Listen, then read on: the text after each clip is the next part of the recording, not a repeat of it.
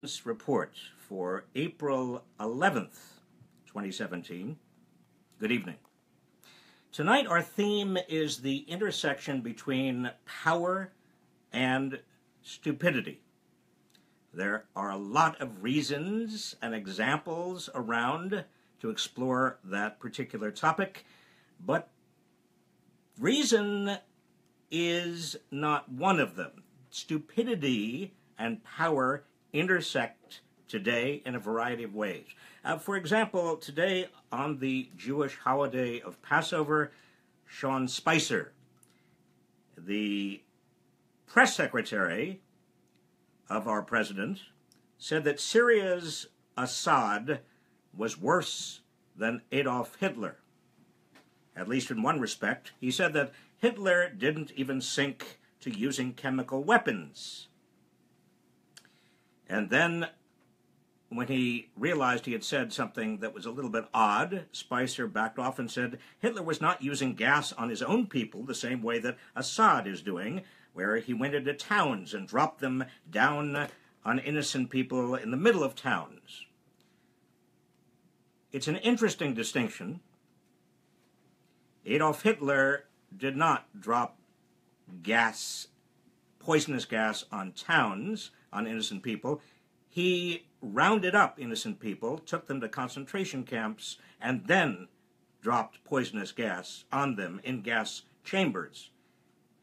Hard to make a moral distinction between those two operations. Hard to say that Assad has been doing something worse than Adolf Hitler. The intersection of power and stupidity in Sean Spicer is obvious. Why does the White House continue to allow Sean Spicer to represent the president? This is probably the most belligerent but also ignorant press secretary I have ever, at least in modern history, encountered. Maybe that's because the president is an even bigger embarrassment. I don't know. Which brings us to Trump's foreign policy and some tweets this morning. Remember, people are scratching their heads right now trying to figure out what is Donald Trump's foreign policy doctrine. After he dropped bombs on Syria, what is it exactly that Donald Trump believes is the threshold condition for dropping bombs? When we are not being attacked, when America is not directly defending itself? Is it women and children? What is the Trump doctrine? It's not clear at all. This morning, Donald Trump tweeted, quote, "North Korea is looking for trouble. If China decides to help, that would be great. If not, we'll solve the problem without them, exclamation point. USA." Hello? Was that a foreign policy pronouncement? Is that part of the Trump doctrine? What exactly is Donald Trump threatening? Well, there is no Trump doctrine. Actually, the doctrine for Donald Trump, whether you're talking about foreign policy or domestic policy, is called unpredictability. That's the doctrine. We have no idea. Maybe he's emulating Richard Nixon's so-called madman theory of foreign policy. That is, make your adversary fearful that you're so crazy that you're liable to do anything, and therefore, out of that fear, they'll be more cooperative. It's kind of a dangerous operating theory for foreign policy. It may have worked for Richard Nixon when we, as the United States, had only one major worldwide enemy, and maybe you could figure out what the Soviet Union was going to do, but right now it's pretty complicated out there. I'm not sure the madman theory actually explains what Donald Trump is up to. I think it's simpler than that, and that is that Donald Trump expresses himself and describes himself as intuitive. What does intuitive mean? It means not having a principle or a theory or any basic rationale. You just intuit your way to tweets, like this morning's tweet about North Korea or bombing Syria, when what? When it occurs to you. In domestic policy, it's the same thing. Donald Trump really doesn't have a doctrine. We don't know what his position is with regard to even tax reform. He says it's coming up soon, but he hasn't suggested what he wants in terms of tax reform. We know what the Republican Congress has suggested, a border adjustment tax. I'm perfectly prepared to talk to you about that, why that's a lousy idea, but Donald Trump hasn't embraced that. So what is his idea for tax reform? We don't know. Unpredictability. What is Donald Trump's jobs plan? Exactly. Well, maybe jawboning individual companies into creating 100 jobs here, 100 jobs there, maybe a few hundred here. That's not really a jobs plan, is it? What is his way of creating, as he says over and over again, millions of high-paying manufacturing jobs? There is none. It's all grandstanding. It's all for the press. Unpredictable. Well, that is Donald Trump's approach to foreign policy, domestic policy, everything for the cameras, nothing of substance. His interest is, it seems to be, in winning. Winning, whatever winning means, taking credit for whatever he can take credit for. He has no principles except his ego and his narcissism. You can bank on that. But Trump's administration and White House are not the only centers of the nexus between power and stupidity or lack of principle. United Airlines issued a statement apologizing for having to, quote, reaccommodate, unquote, its customers. Reaccommodate.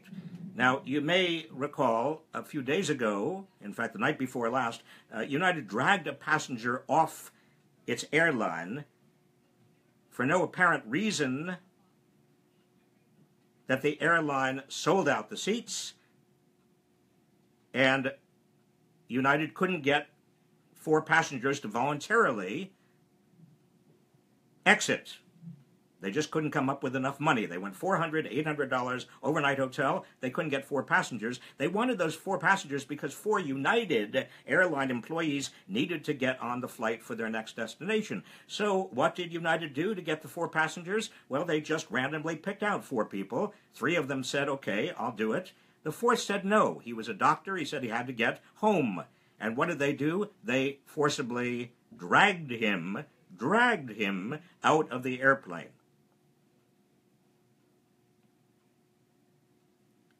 United says it will take full responsibility for the situation, and according to the CEO of United today, no one should ever be mistreated this way. Oh, well, that's a consolation. No one should ever be treated this way? You mean nobody should ever be dragged off bodily an airplane for which they paid a seat they already had because the airline just randomly selects somebody to drag off?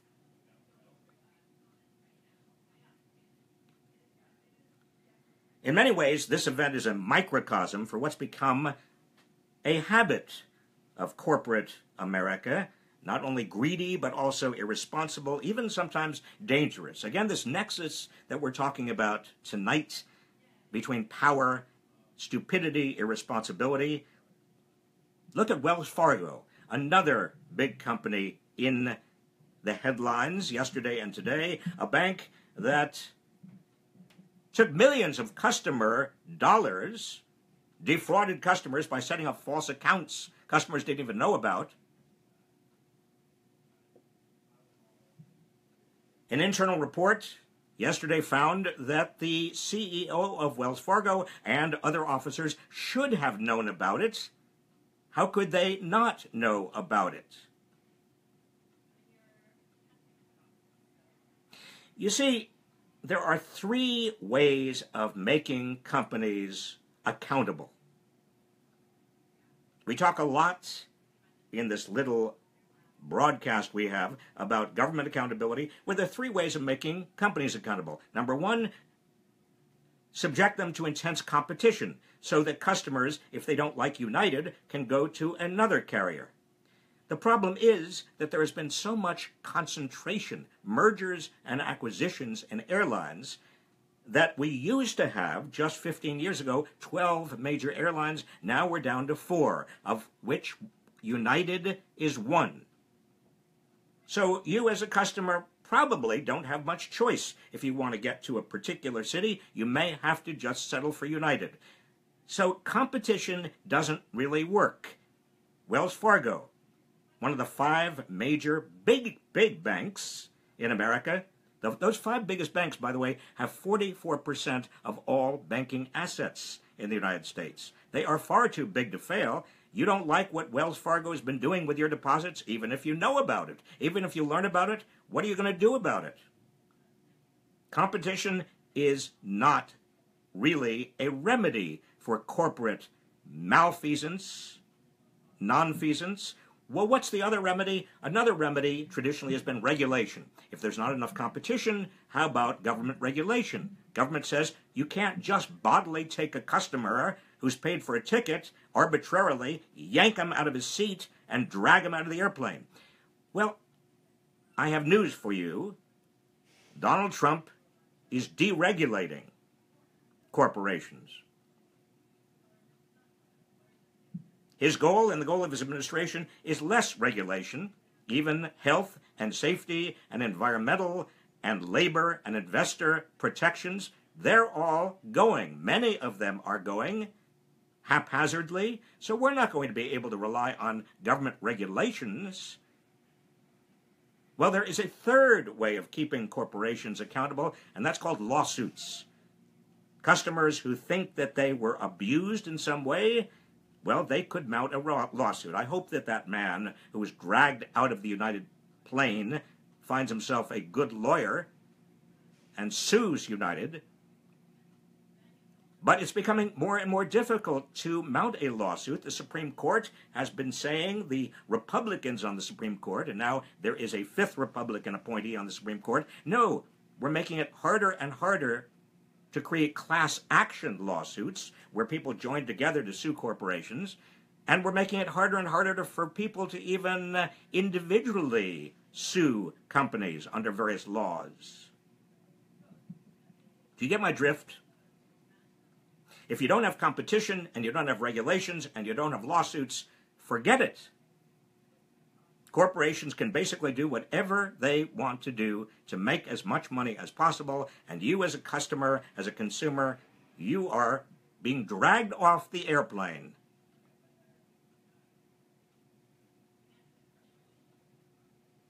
And then all we have left is greed. So what are you going to do about all of this? Whether we're talking about the Trump administration, nonfeasance, malfeasance, stupidity, or we're talking about big corporations, well, there are things you can do. You are not helpless. And this gets back to my theme and what I often talk to you about, and that is organizing and mobilizing and energizing for the short term, for the long term. This Saturday, by the way, April 15th, you can join other Americans marching in communities across the country to send a clear message to Donald Trump to reveal his taxes. It's called the Tax March. Go to taxmarch.org and find out where people are marching near you. Throughout his campaign, Trump told the American people he would release his tax returns, but despite public pressure, he has not yet done so, breaking a 40-year precedent. Without seeing his tax returns, we have no idea what he's hiding. Shady business deals, financial ties to foreign countries, conflicts of interest. How can he even get into tax reform if we don't know what his own personal interests are in changing particular provisions of the tax code? So this Saturday, join with others. Go to taxmarch.org, find out where your community is going to be demonstrating in order to get even this modicum of accountability. But over the slightly longer term, what you need to do, and I know that many of you already are, keep your eye on the prize. Keep your eye on the midterm elections coming up. They're coming up in only, and it may sound like a long time, 19 months. 19 months flies by, I guarantee it. 2 special elections for Congress in 2 deep red districts. One today in Wichita, Kansas, 4th District. A man named James Thompson is taking on Republican establishment candidate Ron Estes. Now, this is a seat where Republicans have dominated, held for more than 2 decades. Not incidentally, Wichita, Kansas is also home to Koch Industries. Koch Industries, led by billionaire political donors, right-wingers Charles and David Koch. Wouldn't it be nice, after 2 decades, to take back that district from the Koch brothers and from the Republicans? Well, James Thompson is making remarkable progress. We don't know yet what the returns are going to show. He's running so strong that even Donald Trump, Mike Pence, even Ted Cruz have put in plugs for him. Actually, for his Republican opponent, I should say. There is another special contest, and that is in Atlanta, the suburbs of Atlanta, Georgia. Next Tuesday, John Ossoff is running. He is also surging. This is another deep red district. Nobody expected he would have a chance. He is also surging. What does all this mean? The fact that James Thompson is doing better than anybody expected in Wichita. The fact that John Ossoff is doing better than anybody expected in the suburb of Atlanta. These are 2 deep red districts. What does it mean? It means that there is a groundswell. A groundswell of I've had enough. It's extending all over America. Those midterm elections that are 19 months away, I referred to, you ought to be getting involved early. Early. There are primary elections. Get involved now. Maybe you even want to run. If not for Congress, maybe for your city council, your school board, maybe for your state legislature. Maybe you know somebody who's running. Maybe you want to encourage somebody to run. Every member of the House of Representatives and 1/3 of the Senate will be up for re-election 19 months from now. The way you stop, or we stop, Donald Trump, the way we push back is make sure that there are a majority of members of both chambers that are pushing back against him. It's our responsibility, it's our privilege as citizens of the United States to flip the House and the Senate in order to stop the current madness, this nexus between power and stupidity and hate. Worse than that. Also, a reminder, keep your eyes on another prize that is critical to all of this, and that is the investigations going on into possible collusion between Donald Trump's campaign and Russian operatives to swing the 2016 election. Before I take your questions, I want to put in a little bit of a notice for those of you who have asked. We do have a podcast now. Just go to iTunes and write in resistance report. And now your questions. Laura Rubenstein, do you think Spicer's remarks are a deliberate attempt to deny the Holocaust and rile and appease a white nationalist base? Or is he truly that ignorant? Laura, I think he's that ignorant. Ahmed, can we put Trump, Bannon, and Spicer on an overbooked United Airlines flight? Yes. Meredith Rose, how long do you think it will be before Trump's lack of defined foreign policy embroils us in further armed conflict? Meredith, that's exactly the central question here.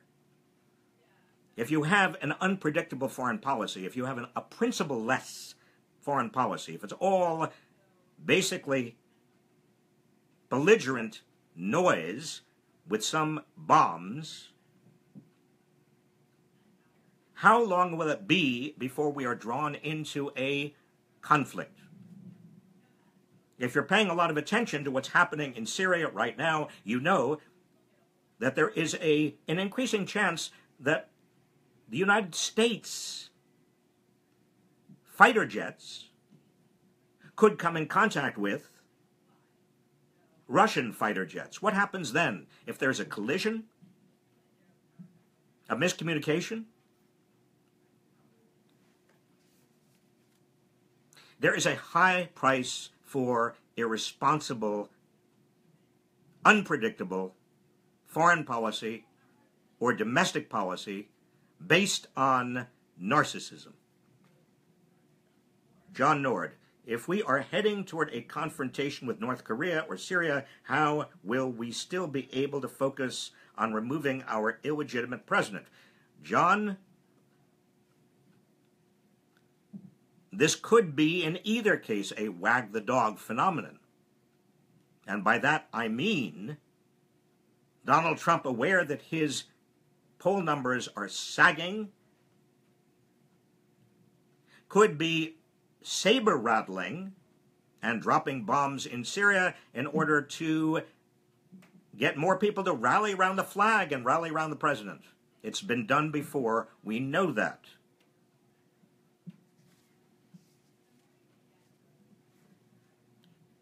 Jenny Needled, what is the difference between calling our country a democracy versus a republic?